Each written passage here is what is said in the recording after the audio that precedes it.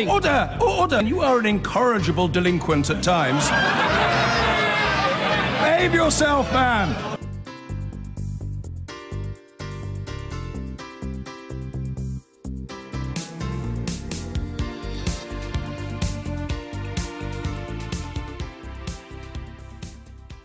Meantime, Britain's army chief has warned the country's ability to withstand attack is being eroded by a lack of investment. In a speech later today, General Nick Carter will say that Britain has been left exposed to countries such as Russia, which possess greater military capabilities. Let's bring in our defence correspondent, Alistair Bunkle, who is here. Unprecedented?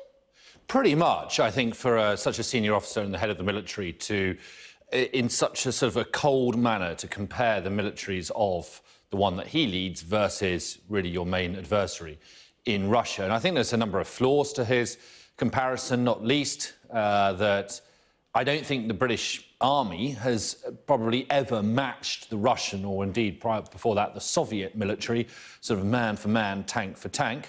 But that is kind of what he's going down by way of comparison. I think what he's trying to say is that capability-wise, Britain is starting to lag behind. And we've done a bit of a comparison. I mean, I think it's sort of you run the risk of criticism by doing a sort of binary comparison, but for what it's worth, here we go. GDP, Britain spends 2% versus Russia's 5.3%. So Russia outspends Britain. This is a NATO requirement. 2% is the NATO minimum requirement, although very few achieve that. Now let's look at the number of Interesting personnel. that Poland does. Sorry? Just interesting that Poland does as well, doesn't it, as an aside? I think Poland does, Estonia does. I mean, both of them, of course, worry about the Russian threat. Greece does because of the Turkish threat. Which is why I mentioned it, And America. Personnel-wise, you can see, again, Russia is much, much larger than Britain. I think supporters of the British military will say that the 157,000 that the Brits have are far better trained, more capable personnel than the larger Russian force. And then what about the equipment? Tanks, one of those key old Cold War weapons, still in use today. Again, you know, there's a massive disparity. Sure. Military aircraft, for all shapes and sizes and forms, again, big disparity, 4,000, or more than 4,000 versus almost 900. And then I think, finally, we're into the nuclear ships as well. 313 versus 76. You can see the trend that is starting to build here. Yeah. And then, yeah, there we go, nuclear warheads. I mean, Russia does have the largest nuclear stockpile in the world, bigger than even the United States. And I think you could argue you could probably do enough damage with 215. You don't need 7,500. But you get the point. Russia is a much bigger military. But, and there is a big but in all of this, Britain is a member of NATO. And the whole point about being a member of NATO is its collective security. So, if you were to sort of follow through this scenario that Britain would be invaded by Russia, the hope is, the intention is, the whole purpose of NATO is they would rally around and come to Britain's defence. And that, of course, would include France, the United States and others. And then you start to have to compare NATO versus Russia. And I think that comparison would be very much in NATO's favour, as Sir Alan Duncan, the Foreign Office Minister, was saying earlier in Brussels. We're one of the countries that meets our 2% commitment. We're also, of course, a leading member of NATO. We spend our 0.7 on development as well, which underpins the addressing conflict. So I'm confident that within that 2% and our entire defence attitude, we address all modern risks. Yes, I'm confident the UK is safe. I was trying to think of another football analogy for you, comparing Russia and Britain. I think Russia's got a very large squad, but Britain has got a lot of star players. The point about this is that Nick Carter is trying to make the argument for more money. We all know now about the potential for defence cuts in the UK. Gavin Williamson is fighting hard to try and make sure that doesn't happen, and he has said to his military chiefs he wants them out there in public making that case for him, which is what Nick Carter will do this afternoon. OK, 4 o'clock. 5 o'clock. 5 o'clock, forgive me. Look forward to it for now. Thanks very much indeed. Thank you. Now, let's take you back to news that Britain's army chief says the country's ability to withstand attack is being eroded by lack of investment. Joining us from our central London studio, Conservative MP and military veteran, Johnny Mercer. Hi, Johnny. Thanks for joining us on Sky News this afternoon. Does he have a point? I think he does have a point. Yeah, I think we are reaching a nexus in the relationship between the military and the country. Clearly, it's something people like me have been working on for some time. It's why I came into politics. I'm pleased to see it being discussed. But we need to, have a sort of mature conversation about what the future looks like. Yes, money is one answer, but it's certainly not all the answers. And as you can see from his comments, the nature of the threat is changing, and we have a duty to keep this country safe. That's the point, though, isn't it? I mean, we made the comparison between us and Russia with the military hardware that we've got and the like, and it's not down to tanks anymore. Potentially aircraft, of course, and of course the nuclear deterrent and nuclear missiles that we might have. But we can't make the comparison between the military hardware that we did 40 years ago and what we do now. Yeah, no, that's absolutely right. I mean, it's not really down to numbers, and I do hear this line of 2% being trotted out. It's not really to do with that either, actually. It's all about capabilities. It's what we can do, and the adversaries we're up against. We're part of NATO, which is a very strong alliance, but they expect things from us too, things like amphibious warfare and so on, that was certainly on the list for getting reduced when the proposals were leaked a couple of weeks ago. So, look, I think we just need to have a mature national conversation about what this country wants from its military, what we can afford, what our commitments are going to be, because I still believe that there is a really positive future out there for Britain's military. We've seen this degrading over a period of time around money and so on. I think there is a positive future for the United Kingdom's military, particularly around the growth areas like amphibious warfare, like cyber warfare and things like that. But we need someone to come out and articulate it. So I'm looking forward to hearing Chief of General Staff do so later on today. But we shouldn't, again, we heard this from Alan Duncan, forgive me, he was saying that we shouldn't be considering ourselves in isolation as a little island anymore. We're part of NATO, and it's not just what we can do on our own, it's what we do as part of the greater organisation. Well, he's absolutely right. We are a part of a broad set of alliances, but it's important that we fulfil our commitments within those alliances. So NATO do expect us to play a role, in amphibious warfare and things like that. And, we need to step up to the plate and deliver on those. What has been going around recently is concerning. But look, I do think that we have a very important role to play going forward, particularly post-Brexit. And I look forward to, yes, Chief of General Staff today, but further on down the line, the Prime Minister and Defence Secretary outlining what that is. I think there's a bright future, but we need to realise what it is. How much does it irk you that young people don't seem to want to be members of our military anymore? Trouble is, Kay, I don't really sort of buy into that. I think that, yes, there are clear issues around recruitment, okay, and there are issues around capita who are doing it. There are issues around retaining good soldiers who've been in the military for a long time. But all that stuff that the military offers, a career abroad, serving the country, away from home, adventure with your mates and all that, it is still there. I think that the water has become murky over certainly over the last 12 months when we've looked at budget constraints and we've looked at recruitment problems. But look, the fundamentals are still very strong in the military, and I'd love to see my children go through it. I still think it's the best career a young person can have, but we need to always work hard on that offer. And I can't defend, some of the stuff that goes on around housing, around how we look after people, around veterans' care has been in the news again over the weekend. We have much better to do. But look, the fundamentals don't change. We've just got to work a bit harder around the edges. Final thought. I mean, it's not particularly motivating for young people coming through the system, though, or indeed those that are already in the system, when the main man is saying what he's likely to say at 5 o'clock.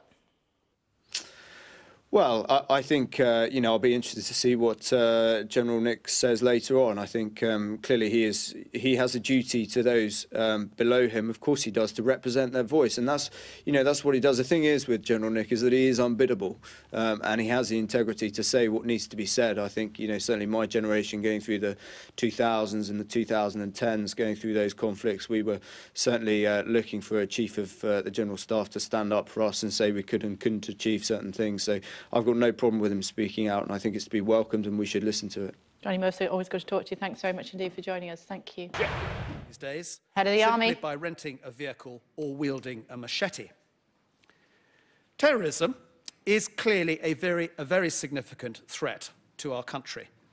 In the short term, it is vital that we protect our population, while recognising that the long-term solution is to fix the causes of it, which are invariably a lack of education, a lack of opportunity, and a growing feeling of exclusion and isolation, often, I suspect, coupled with a lack of opportunity and therefore a sense of impotence. This is a worry in many European countries, but in the Middle East and North Africa, when local politics, regional dynamics, and the geopolitical situation are overlaid, it becomes a wicked problem, resulting, I suspect, in a complicated tapestry of factors, with extremist groups exploiting the chaos to seize territory and carve out an even larger foothold for themselves, whence to launch attacks, including recruiting and inspiring our own citizens to acts of terror. The next threat I would touch on, I think, are the longer-term implications of population movement and how that might affect the stability and the cohesion of our society. Looking specifically at Africa, according to the United Nations, Africa is expected to account for more than half the world's population growth between 2015 and 2050. Nearly all of this growth will be among the 49 countries of sub-Saharan Africa, some 2 billion people by 2045. By then, more than half of Africans will be living in cities, and this group will be mostly young people connected through mobile devices. Without economic growth matching population growth, it's inevitable that we will see more movement. But I think it is the rising threat from states and the consequences that stem from this for the military that is of most immediate concern, and particularly to me as the head of the army. We now live in a much more competitive, multipolar world, and the complex nature of the global system has created the conditions in which states are able to compete in new ways, short of what we would have defined as war in the past. It is what US Defense Secretary Mattis described last week as great power competition. I quote, "We will continue to prosecute the campaign against terrorists that we're engaged in today, but great power competition, not terrorism, is now the primary focus of US national security." And I think, viewed from his perspective, with increasing competition in the South China Sea, the potential grave consequences of North Korea's nuclear program, the arms race and proxy wars that you see playing out in Yemen and Syria that perhaps stem from Iran's regional aspirations, with Russia, the most complex and capable security challenge we have faced since the Cold War, superimposed on much of it. It would be difficult, I think, on that basis, not to agree with Jim Mattis's assessment. Worrying, though, all of these states have become masters at exploiting the seams between peace and war. What constitutes a weapon in this grey area no longer has to go bang. Energy, cash as bribes, corrupt business practices, cyber attacks, assassination, fake news, propaganda, and indeed military intimidation are all examples of the weapons used to gain advantage in this era of constant competition. And the rules-based international architecture that has assured our stability and prosperity since 1945 is, I suggest, therefore threatened. Now, this is not a crisis or a series of crises which we face.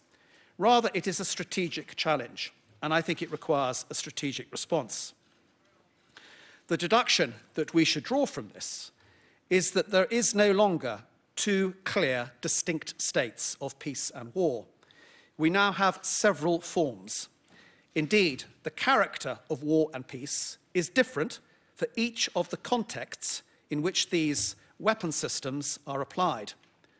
And the risk we run in not defining this clearly and acting accordingly is that, rather like a chronic contagious disease, it will creep up on us, and our ability to act will be markedly constrained, and we'll be the losers of this competition.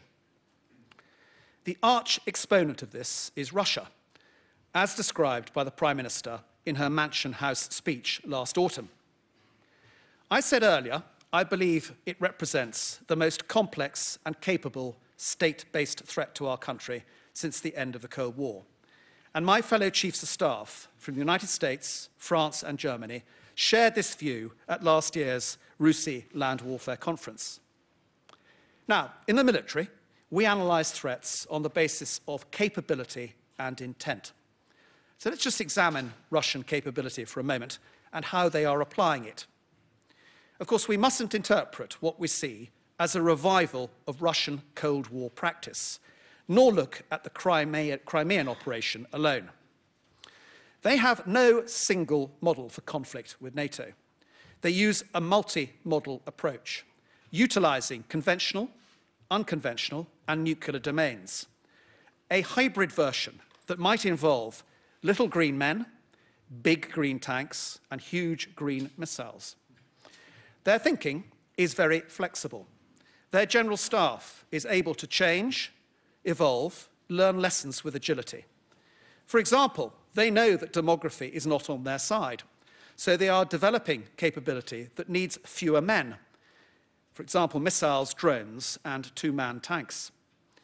They have developed coherent concepts for equipment and training that are focused on our vulnerabilities. For example, our dependency on communications and IT, our lack of massed fires, and perhaps our lack of investment in air defense. They apply a ruthless focus on defeating their opponents, not seizing ground for the sake of it, but making sure that our vital ground is denied to us. And I shall return to missile capability in a moment. Since 2016, we have seen a marked shift to cyber, to subversion and to coercion, as well as sophisticated use of smear campaigns and fake news. Whether you believe in interference in the US democratic process or the attempted coup in Montenegro, they are very easily examples of this. Now, Chris Donnelly at the Institute for Statecraft suggests that they are creating new strategic conditions. Their current influence and disinformation campaign is a form of system warfare that seeks to delegitimize the political and social system on which our military strength is based. And this undermines our centre of gravity, which they rightly assess as our political cohesion. And Russian overtures to Turkey are a clear indication of this. Now, this system warfare has to be defeated. One has to recognise the importance of messaging one's intent and the importance of deterrence. Their doctrine for war utilises all of the instruments of national power, not just the military. They believe that any shooting war must be finished quickly if it is to be successful. Their instinct will be to escalate and to speed up the tempo of operations. To avoid being surprised, they believe in preemption without long mobilization. And they will do something that their opponent least expects. They have used Syria to develop an expeditionary capability, to give very large numbers of their officers the high-end war-fighting experience they had not been able to get in Ukraine, and to combat test their long-range strike missiles and over 150 different new weapons and items of equipment. Their conventional military posture gives them a calculable military advantage. They operate on interior lines with a very capable rail and transportation network. We saw that during last year's Zapad exercise and how effective it is. And they believe in connecting their strategic zones, the West, the Arctic, the Black Sea, and the Far East, and rapidly switching forces between them. In the last 5 years, the number of air, maritime, and land-based platforms for long-range missiles has increased by a factor of 12. That's in the last 5 years. And Gerasimov spoke last November about how they had increased the number of missiles with a range of up to 4,000 kilometers by a factor of 30. This gives them the capability to create mobile missile domes, shields, in which they can assure their freedom to maneuver and deny us the ability to act.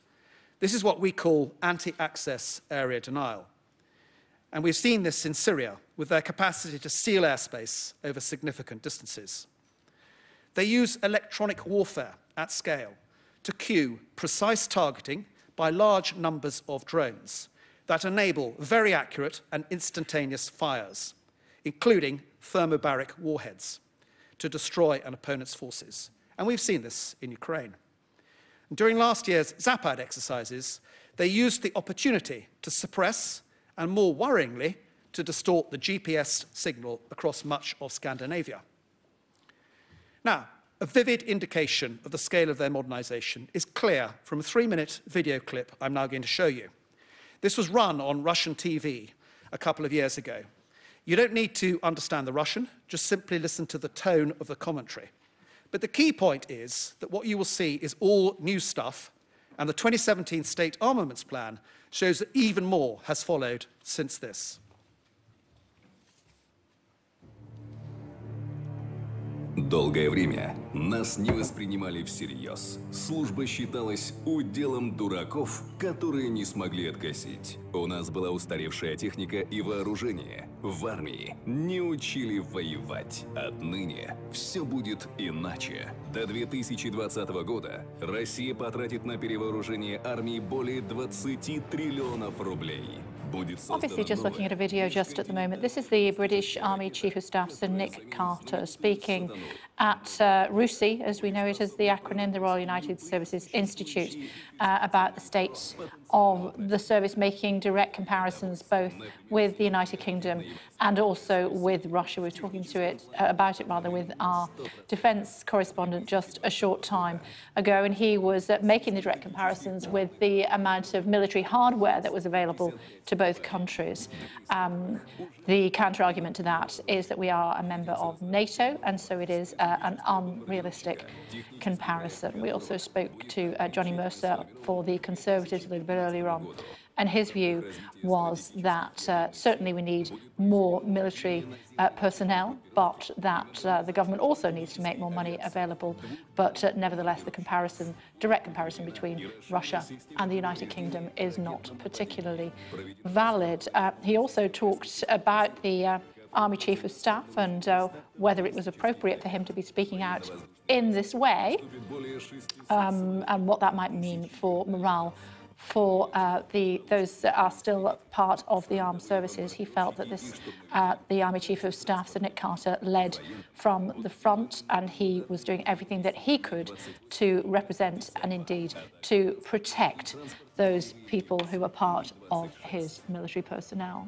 Войска воздушно-космической обороны получат 10 дивизионных зенитно-ракетных комплексов С-500. Кроме того, зенитные ракетные войска пополнятся 56 дивизионами ЗРК С-400. Военно-морские силы России получат 100 надводных и подводных кораблей, включая 20 нестратегических подводных лодок, 35 корветов и 15 фрегатов. Сухопутные войска получат новые танки «Армата» и артиллерийские установки «Коалиция СВ». I'm not sure how your Russian is. Mine's not great.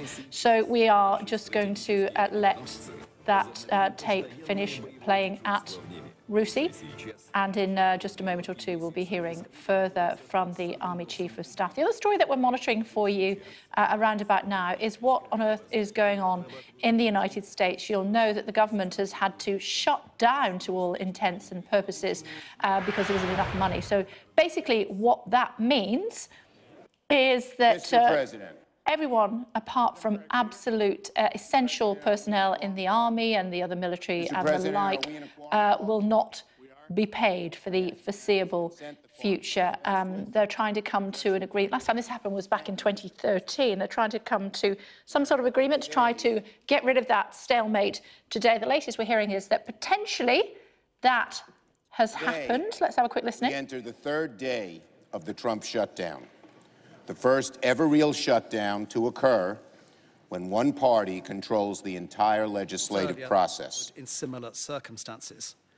Most likely they will use nefarious sub-NATO Article 5 treaty actions to erode the capability of NATO and threaten the very structure that provides our own defence and security. This is the divide and rule which the international order is designed to prevent.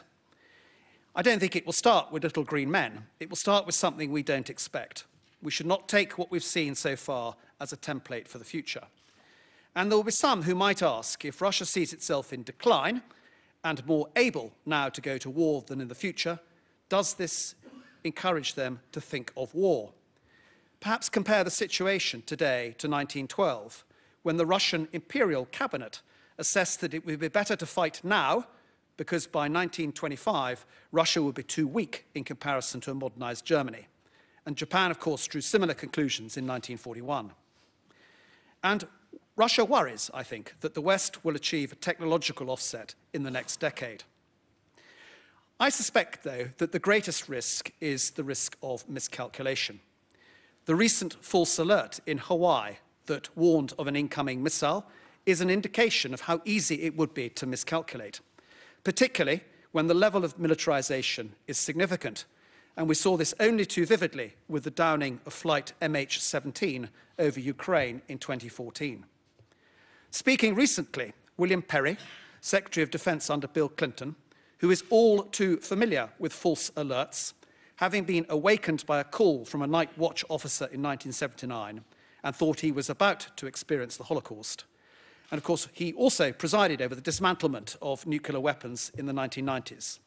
He warned that the threat is back. I quote, "Because the US and Russia today are confronting each other with a hostility that's recreating the geopolitical dangers of the Cold War, and because US and Russia are rebuilding their nuclear arsenals, that's recreating the military dangers of the Cold War." Now, you can argue about the extent to which the Kremlin's disinformation efforts have influenced various Western countries, but the main impact has been to convince ordinary Russians that the West is a threat. We've been made to appear as the enemy, whether we like it or not, and whatever the real situation. Moreover, we, on our side, don't have the same level of understanding that we had of each other in the Cold War. And the tried and tested systems and diplomatic instruments are not what they once were. Confidence-building measures, arms reduction negotiations, public monitoring and inspection of each other's military activity, etc. So when the ante was upped following the Russian intervention in Ukraine, conversation became difficult. Now, of course, it doesn't have to be like that. We now have to worry not about a symmetric playing field, as one saw in the Cold War, but an asymmetric one in which there are far more players. So we should not assume that events in the Pacific wouldn't draw more US attention than those in Europe. And we, I think, should be careful of complacency. The parallels with 1914 are stark. Our generation has become used to wars of choice since the end of the Cold War. But we may not have a choice about conflict with Russia. And we should remember Trotsky's dictum that you may not be interested in war, but war is interested in you. So, what should we be doing differently? First of all, I think we should recognize that Russia respects strength and people who stand up to them. The original plan for Ukraine had been to acquire significantly more terrain. However, Russia was surprised by Ukrainian resistance and had to settle for less. We should identify Russian weaknesses and then maneuver asymmetrically against them.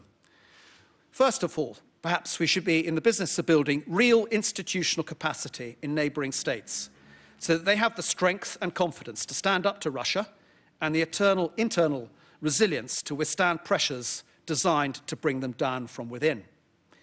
We should be making more progress on reducing energy dependency on Russia.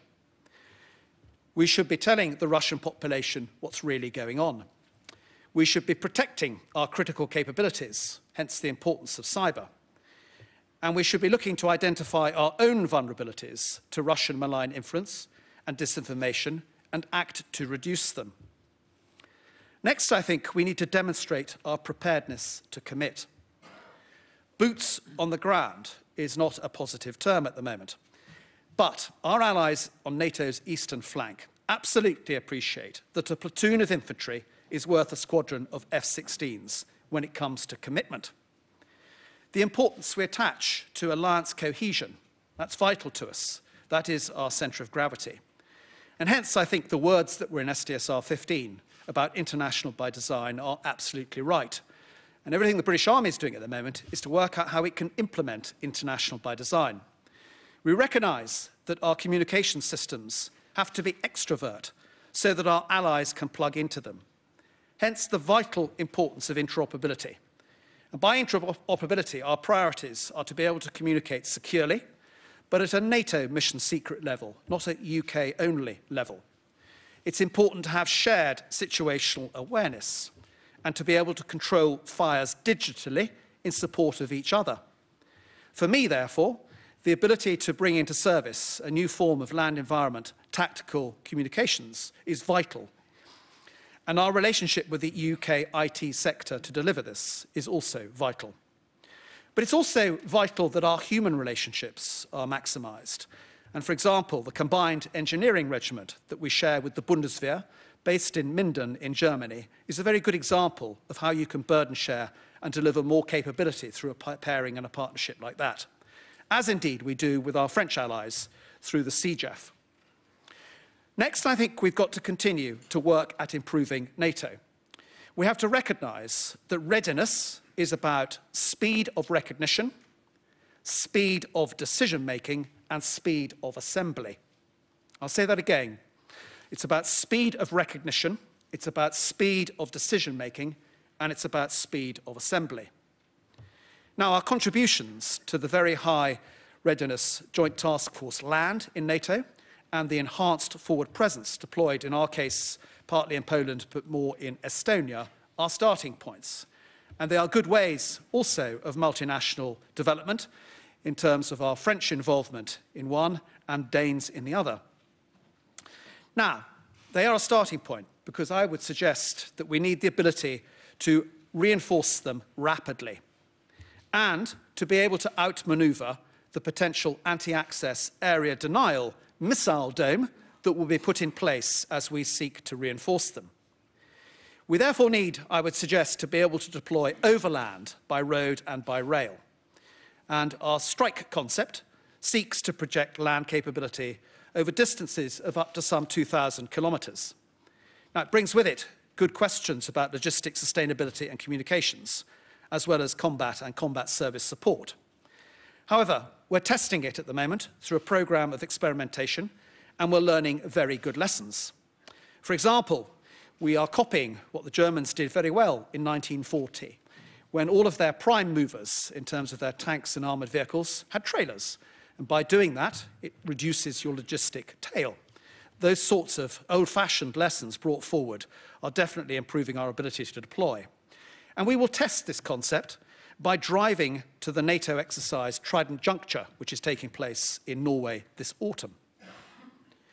It's also important, I think, to stress the needs for a forward mounting base. And therefore, we are actively examining the retention of our infrastructure in Germany, where we store our vehicles in Ayrshire Barracks in Rheindahlen and our training facilities in Sennelager, as well as our heavy equipment transporters that are based there and our stockpiling and ammunition storage. Next, I think it's important, going back to my point of speed of recognition and speed of decision-making, that we give policymakers the opportunity to exercise with military leaders, as we did during the Cold War. This goes to the heart of speed of recognition. It goes back to the point about it won't be little green men next time. And when you think about how difficult it is in this era of constant competition, where there is this grey area between peace and war, the first hostile act is going to be very difficult to recognise. And when, as a young officer, I sat in my trench on the West German plain, it was very clear to me what that first hostile act would have looked like. And I always imagined a soldier from the Soviet Union with wire cutters cutting the fence before his tank drove through it. It's not going to be like that next time. So how we educate and train our policymakers in making the decision that they might need to make is vital. And I think to do all of this, we need to return to an annual or biennial NATO exercise rhythm in which all levels play, from the grand strategic level to the tactical level. This will allow for our resources to be properly targeted and for frontline countries to practice mobilisation and indeed allow us to exercise on train and private land and to understand some of the constraints associated with choke points and bridges and railway traffic and all that goes with it.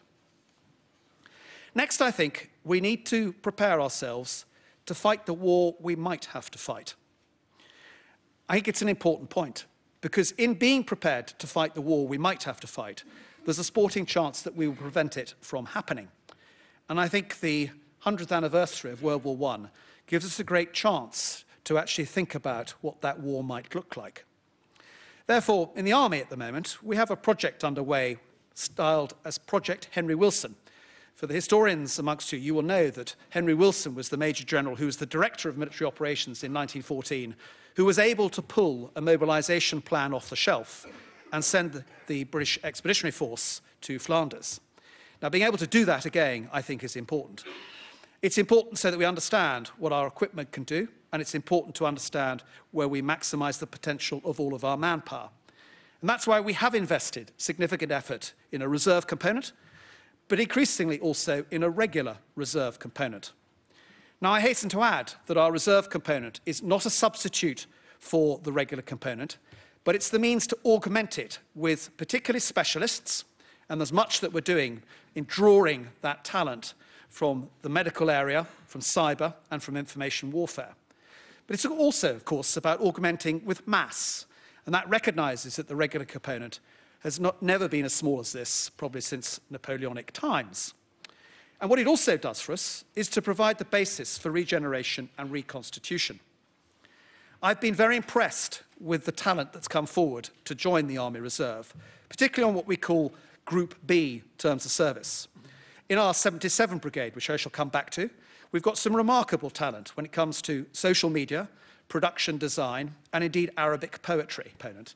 But they are the means of us delivering capability in a much more imaginative way than we might have been able to do in the past. We now have over 30,000 on the books in terms of the reserve, and they are available to deploy with the regular component if they have got the time and their employers can release them whenever they want to. Now, turning to the regular reserve, potentially we have some 25 to 30,000 who would make up the regular reserve. Okay, head of the Army making his case for why more money is needed and more resources are needed, more flexibility as well for our armed services, particularly the Army. The head of the Army says the government must invest more in the armed forces or risk falling behind potential enemies. In a speech in the last hour, General Sir Nick Carter said Britain would struggle to match Russian capabilities on the battlefield. Our defence correspondent Jonathan Beale reports. Russia's building an increasingly modern and aggressive military. Already tested in battle in Syria, using weapons Britain would struggle to match, like long-range missiles. In Ukraine, they've been using unconventional warfare, electronics, cyber and misinformation. And they're even on manoeuvres on Europe's doorstep, with large-scale exercises near NATO's borders. Enough to worry the head of the British Army, who tonight gave this rare public warning. I believe our ability to preempt or respond to these threats will be eroded if we don't match up to them now. They represent a clear and present danger. They are not thousands of miles away. They are now on Europe's doorstep. The UK is already seriously outnumbered. Russia has more than 2,500 tanks, among them the most advanced in the world. In contrast, Britain has fewer than 300, and the UK's Challenger tank, here on exercise, is now over 20 years old. This intervention by the head of the army is as much an appeal for more money for defence as it is a warning about the threat posed by Russia. Over the next 10 years, the Ministry of Defence needs an extra £20 billion to modernise the armed forces. And without that money, they could face another round of brutal cuts. So how does Britain's defence spending compare? Last year, its budget was £35 billion, while Russia's was £44 billion. But the UK is still part of a NATO alliance who together spent £657 billion, including a US defence budget of £443 billion.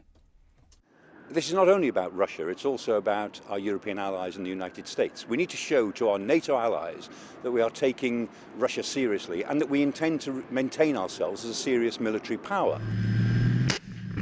The Defence Secretary has sent his top brass into battle to persuade the Chancellor to give him more money.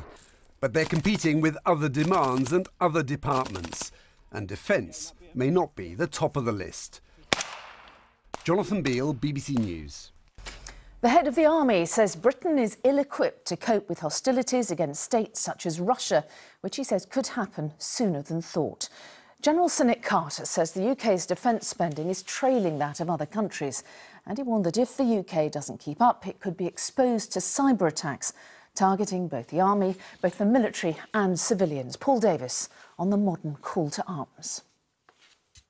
We have become accustomed to Russian jets encroaching on our airspace. Russian forces asserting themselves on the world stage. A potential enemy grows stronger and bolder. No less an authority than the head of the British Army outlined the threat and the risk of being caught unprepared. They represent a clear and present danger.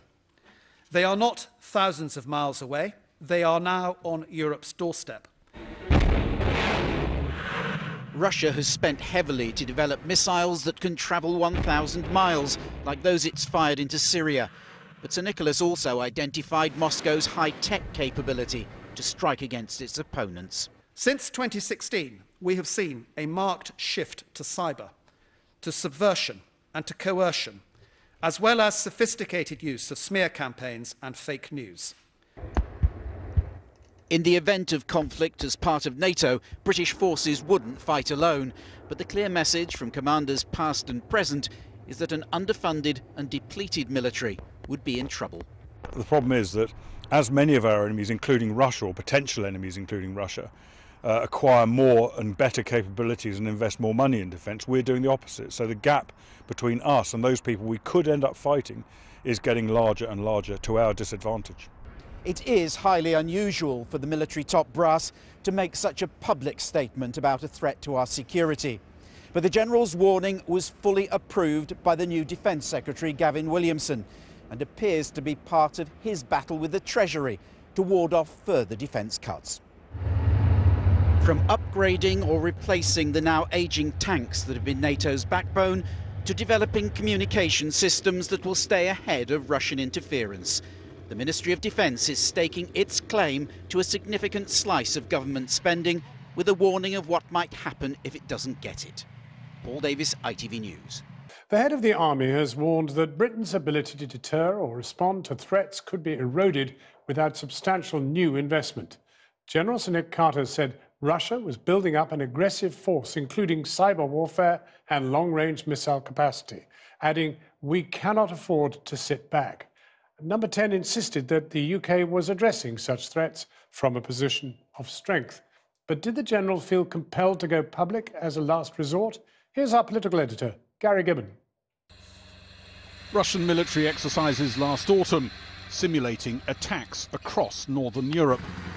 This evening, the head of the British Army has said Britain is in danger of falling behind Russian military advances. We must act now to stay ahead. General Sir Nick Carter spoke of stark parallels with conditions before the First World War in 1914. He said Russia could strike out earlier than anyone expects.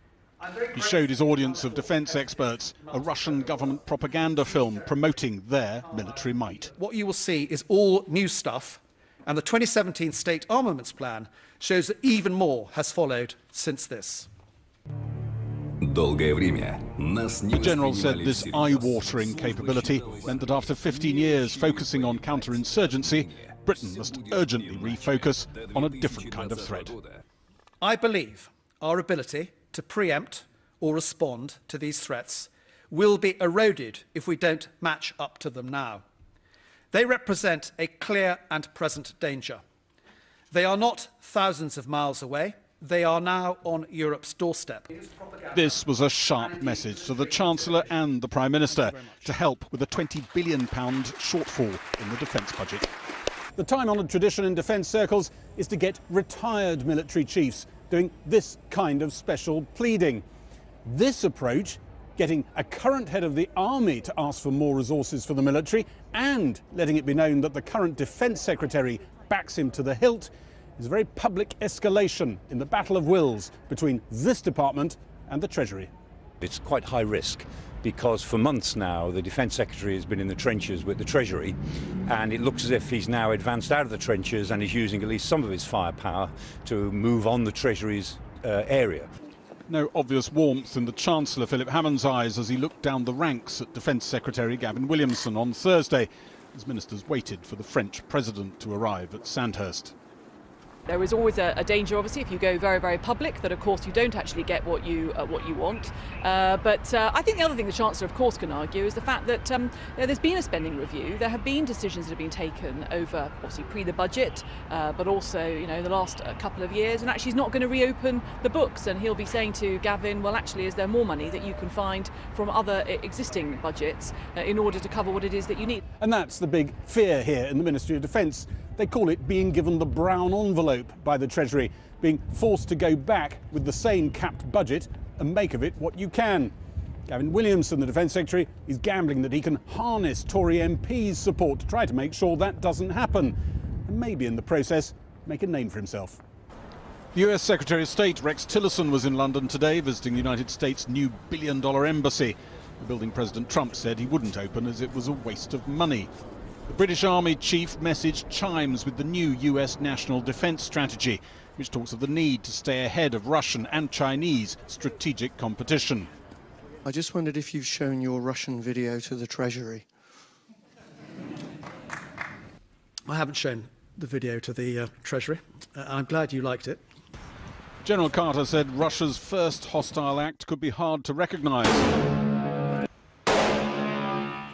Moscow could then act swiftly with overpowering force. The army chief said after the Iraq inquiry, military chiefs felt they had a duty to share concerns. Gary Gibbon will now from the House of Commons, Conservative MP and former soldier Johnny Mercer and Labour MP Ruth Smeeth, both members of the Defence Committee. Johnny Mercer, the fifth biggest spend in the world. Why should Britain put up with having to spend any more than that? Because the only thing that should define our military spending is the threat that we're up against, and General Nick has outlined that very clearly today. I take your point that there has been money gone in that direction. We're now spending 2% of GDP, which the government will talk about, and that is a good thing. But the only thing that should define this is not sort of marking our own homework, but the threat we're up against, and that threat is evolving and becoming more intense as we've seen today. So I encourage General Nick speaking out. I wish chiefs in the past had done similar, and we would have learnt our lessons a bit more quickly. But no, I think he's made some really good points today, and we need to take them on board. And certainly the government does it. It needs to look at what defence looks like in the next 10 or 15 years. Ruth Smeeth, I mean, where does the two vast aircraft carriers fit in all this? I mean, they would have been a large number of soldiers and quick, response forces and the rest of it. All the things the General seems to want. Oh, let's be really clear. This is an extraordinary intervention that General Nick Carter has made today. Unheard of, unprecedented, and shows quite how severe the funding gap is. This shouldn't, though, be about either or. These are about the capabilities that we require, and then we find out where the money is coming from. We should not even be considering some of the cuts that are rumoured to our army. We have quite clear threats coming from Russia and from others. We now need to make sure that not only is the security and defence capability review separated out, so we're talking about security and defence, but then what we need and how we're going to pay for it to meet these threats. At the moment, this government seems to be starting with how much it costs and then working backwards. It's the wrong way to do, and Nick's intervention today was definitely the right way forward. Right, well, domestically, it's the fourth biggest department spend in the budget. Let me ask you first, Ruth Smeeth. Work and pensions is the next one down, health the next, and education the next. Which of those do you cut in order to provide the army with some more troops? This isn't about cuts, this is about choices. This isn't about cuts at all. This is about general taxation, where it comes from and how we're going to spend it. It's also about spending money properly and making sure we've got a steady drumbeat. I have huge concerns, as does the Select Committee historically, about the way in which MOD is procuring some of these projects and what that's really meaning for the budget. Let's remember that it was Hammond, as Defence Secretary, that volunteered some of the cuts that now we're starting to see manifest itself in the MOD. And he's going to have to find the money from the Treasury. Johnny Mercer, I mean, procurement is the issue, and one really does wonder very strongly whether we really did have the money to go buying the two most absurd ships. In a sense, nobody's buying aircraft carriers nowadays. They're regarded as a terrible target. Well, I disagree with that profoundly. I think the littoral environment where amphibious warfare is taking place, where these ships have a role to play, is actually a growth area. But I take your point that, you know, procurement has a lot to answer for. I'm not going to pretend that all the money that has been spent well. I would defend Philip Hammond, and when he was handling defence, I think he faced similar challenges. And there's no point looking backwards to what has gone wrong. We need a vision for defence. What is UK defence for? What does it look like in 10 or 15 years?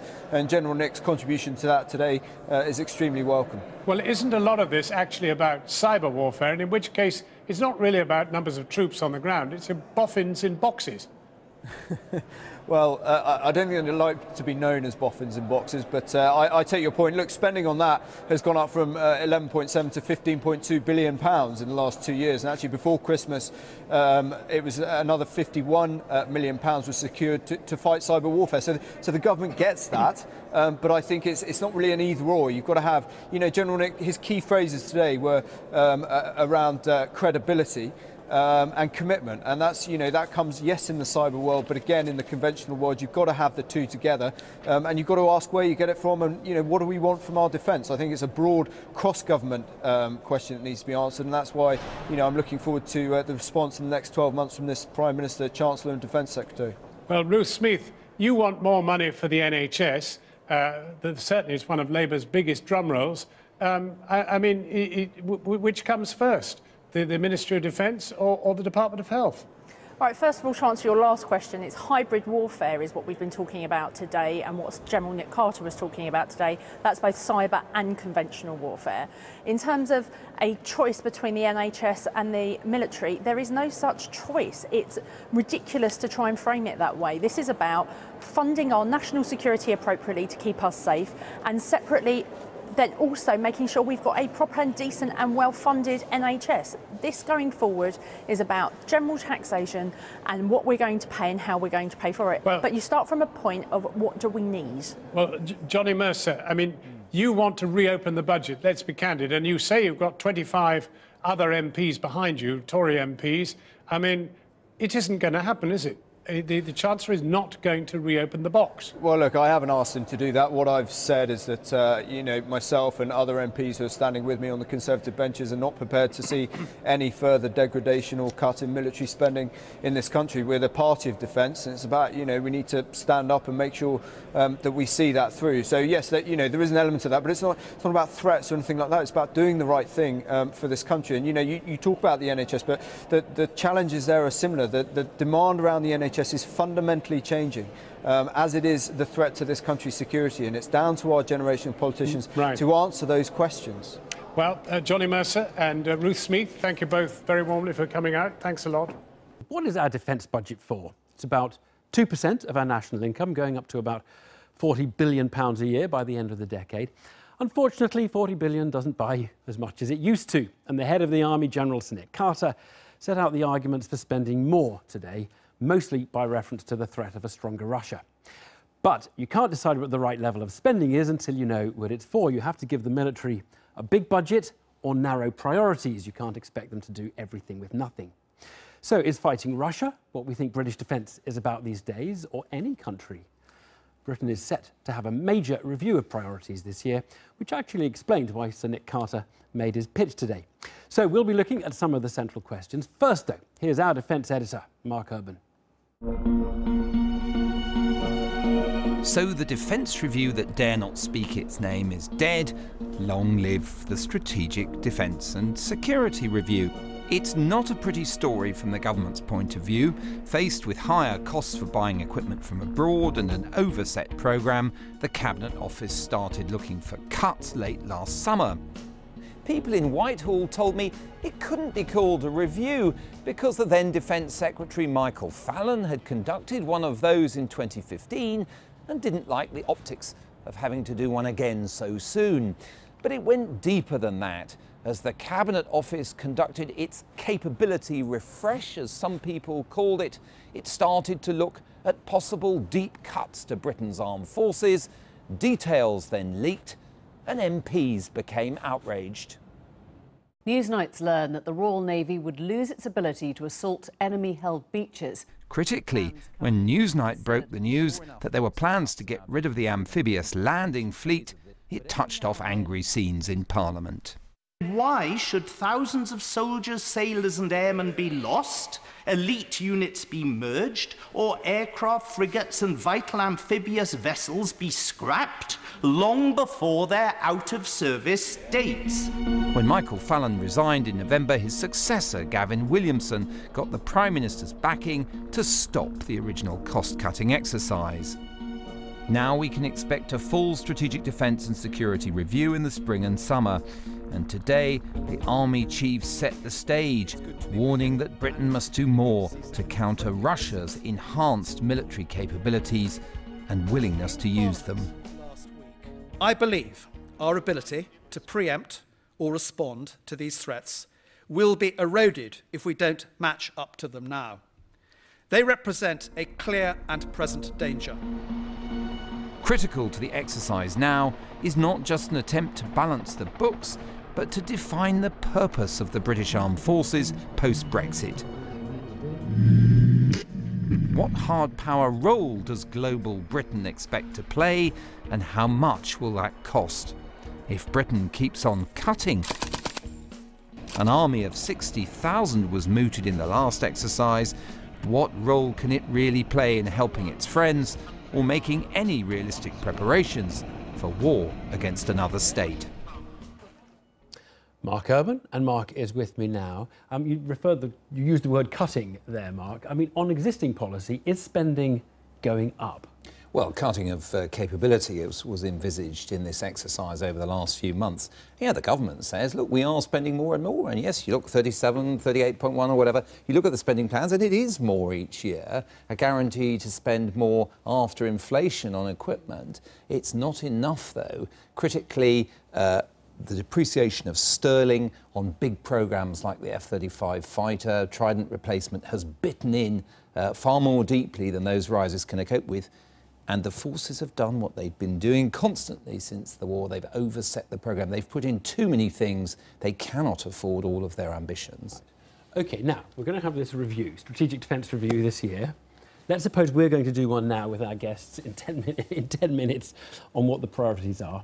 What is the question and why? Well, I think the most critical question is the average member of the public thinks the armed forces are here to fight other countries if that really has to happen in extremis.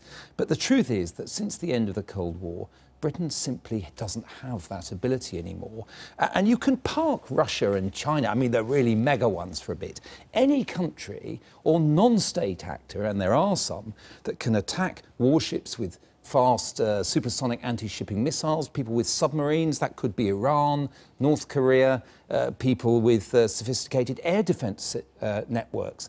All of these countries have capabilities that the UK cannot really either overmatch, resist, or take on. Even the air defences of a country like Syria were causing consternation in MOD when they were asked seriously to look in 2013 at whether or not the UK could do airstrikes. So it's really about any other country with sophisticated weapons like fast jets, missiles, submarines, and critically, once it starts, the stocks of things like torpedoes, anti-aircraft missiles, artillery shells are so low that Britain couldn't fight literally for more than a day or two. Well, Mark, that's a good question. Thank you very much. Well, let's raise that then. Joining me now is the Conservative MP and former British Army Captain Johnny Mercer. I'm also joined by military historian and commentator Max Hastings and Kishwa Faulkner, who's a Liberal Democrat peer and former National Security Strategy Committee member for the Liberal Democrats. And former Assistant US Secretary of Defence Graham Allison joins us from the US. He's now Douglas Dillon Professor at the Government School at Harvard Kennedy School. And I'll start with you, if I may, Graham Allison. Thank you very much for joining us, because I want an American perspective on a medium-sized power just off Europe, across the Atlantic. What should we be spending on defence, and what should we think of our role as being? Well, it's a very tough set of questions, and I don't envy the people that will struggle with it. But I think Britain historically has played a crucial role of leadership in Europe. Britain will not be able to defend itself against Russia, But Britain, as part of an alliance, can hope to create a stable Europe, which in fact we've actually done and seen in the period since World War II, including after the Cold War. So Britain's military forces are most of all about getting it a seat at the table and a voice in trying to shape sensible policy in Europe and indeed in the relationship with the US. Okay, so that's a really clear answer. Now here, let me put this to you. Okay, I think we get a seat at the table if we spend 2% of our national income on defence, because that's the NATO target. Most other NATO countries aren't even spending that. Should that be our aspiration, or do you think we need to go further to maintain that kind of medium power role for ourselves? Well, I believe the 2% is important symbolically, because persuading Americans that we should spend more of our taxpayers' money to defend Europe than Europeans do is not a long-term winning proposition. When Trump expresses that skepticism, that actually reflects a widespread view in the U.S. Now, I don't agree with it, but certainly the majority would do so. So I think that keeping the U.S. significantly in the game and having Europeans play their part is very important. But secondly, more important than how much money is spent, I think it's crucial to meet the 2% criteria, but more important is what to buy. And I think, unfortunately, both in the American defense budget and in the British defense budget, we are way too far into legacy systems that are hugely expensive and too short on new technologies that could make a more significant difference. So that's the place where I would drill down if I were part of the British Strategic Review. Professor Graham Allison, thank you so much. That's a really clear start to this discussion. Well, let me turn to my other guests. And Max Hastings, I'm going to start with you, because I want you to paint for me a scenario that we couldn't deal with now, but you think we should be able to deal with, because I know you believe we should be spending more. Well, the most obvious point is the Russians are all the time trying to push the frontiers, especially in the Baltic states. There's a small British contingent up in the Baltic states at the moment. That what Nick Carter, I think, was trying to say today, this was intended as a wake-up call, that in recent years we've been looking overwhelmingly at a terrorist threat to Britain, or we've been worrying most about what terrorists can do on the streets. Nick Carter is saying we're living in a new world in which there are two things. It's an old world, isn't it? It's back to the past, isn't it? Well, not quite, because the old idea that you have a state of peace and a state of war is off the agenda. What Graham Allison, among other people, have written very vivid accounts of in the last year or two is that we've moved into a new world in which we're never again going to have, hopefully, we may not have a big war, but we're very unlikely to have absolute peace. And we're going to be having to cope with all sorts of threats at different levels, electronic threats, cyber threats, right. And also perhaps low-level military threats in places like the Baltic states. Nick Carter said today, he said 1 platoon of boots on the ground is worth more than a squadron of aircraft. We are at the moment, last summer, an American general said to me, very frankly and bluntly, he said, the British armed forces have now become so small that they're not taken seriously by either your friends or your enemies. And I said, well, I hope the next time that you see our Prime Minister, you say that to her, because Americans are often too polite to us. Right. They don't tell us what they really think. Right, so that's the scenario, but that's the scenario. The Marine Air Week. That's the scenario, it's say a Russian incursion into Estonia or something like that, absolutely. Where we want to be players. Can I ask the other two of you, do you agree we should be able to make a real contribution on an occasion like that? Absolutely. I mean, we're committed to, through NATO membership, apart from anything else. But it also comes back to a situation where we can't. The public have got too used to wars of choice. Yeah. Wars in faraway places where we have a long debate, we have debates in Parliament, and then we decide whether we want to intervene or not. Wrongly, in my opinion, in 2013 on Syria, where we should have intervened. But I don't think the public understands that there is such a thing as a potential European theatre, and there is such a thing as state-to-state warfare in a way that they haven't seen in new generations. OK, and just quickly, Johnny Mercer, do you agree that we need to be able to deal with that kind of situation? I just want to see whether you all agree that well, of course, the only thing that should define the size and strength of the armed forces is the adversaries we're up against. I mean, that is, you know, you can talk about 2%, you can talk about more than that. You could say, look, Estonia's Estonia, we don't have to care about it. Well, absolutely not, because you're, you know, yes, that is a line on the ground, but it's the whole process of Russia aggression and what they've done in the Ukraine and how that's manifested itself in these different types types of warfare. So what I now want to get is how much extra we have to spend in order to deliver that. Johnny Mercer, what extra would it take? I mean, we're at 2% of GDP, 2.5%, 3%. What is it we need? In my view, Evan, the chap from America had it absolutely spot on. That is a symbol. That is a signal of intent. The real question is, what is the future of the British Armed Forces? What do we look for them to do? What do we want from them? What is the threat we're up against? We want them to go into Estonia and make a contribution. Nick Carter has laid that out today, and it should be welcome that he's come forward. You know, he's had this enlightened point of view that the character of conflict is changing, and we now need to have a national discussion because ultimately these taxpayers pay for it, right? Right. Well, I'm going to come back to you at the end on that. What do you each think we need extra to spend, Max? Very briefly. You can't put the right way around to look at this is not to say should it be 1%, 2%. It's to say what should we be trying to do in the new world. Now, one thing we've never done realistically is we have defence review after defence reviews. They're always a joke because there are so many ring-fenced areas. I mean, I'm, for example, a heretic about I believe that the Trident nuclear deterrent is no longer relevant to the particular situation we are, and I think it's ridiculously expensive. Be that as it may, the Trident nuclear deterrent, no British political party is willing to talk about that. Nobody's willing to talk about scrapping the Gurkhas because the British public loves them. Right. No one's willing to talk about doing anything about the Scottish regiments, which are wildly under-recruited.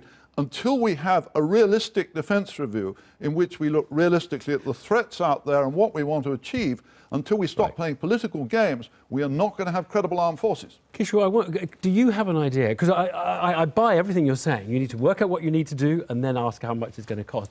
I'm the Chancellor, you're the Defence Secretary. We've all agreed on the objective. How much extra do you need? What are we talking about? 2 billion, 20 billion?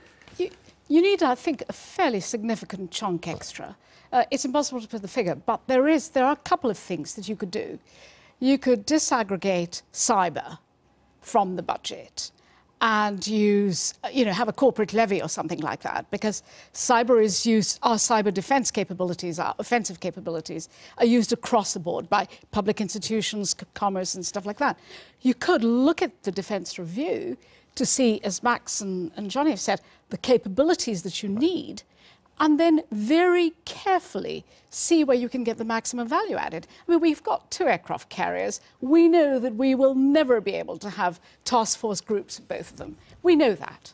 So we need to think how we ended up having to. They were a catastrophe. Catastrophe. Right, okay. Catastrophe. So we've done for political reasons. We've done the overdone the Evan, I think the most important point in this whole debate is this is an attempt by, I think a rather brave attempt, by the Chief of General Staff, backed by the Defence Secretary, to try and get the British public to look at what is going on out there in the world. He's the elected MP. He's actually got voters to deal with. Yeah. Extra money for the NHS or defence? Look, these are NHS in some ways is similar because the demand and the challenge around the NHS is changing all the time, living longer and all that stuff. You want extra with defence, no, wait. With defence, it's the same. The threat is changing, and as politicians, we have to meet that. Right. There is no use having your ideological position we have to have higher without taxes. meeting you want more the challenge that we're expected to want more money by on people who vote for us. You want more money on defence. You want more money on the NHS. You're not going to have extra borrowing. You need taxes to go up to pay for all this, don't you? But Evan, it's not a grown-up question to say it's got to be the NHS or defence. Yeah. No, in no, a grown-up world, we have to look at the whole range of issues facing government. And it's what's happening at the moment is that government has to become so fixated with the NHS and social spending that we are not thinking nearly hard enough about security. But if taxes have to go up, they have to go up. We need to leave it there. Thanks all very much indeed. That was a really, really good discussion.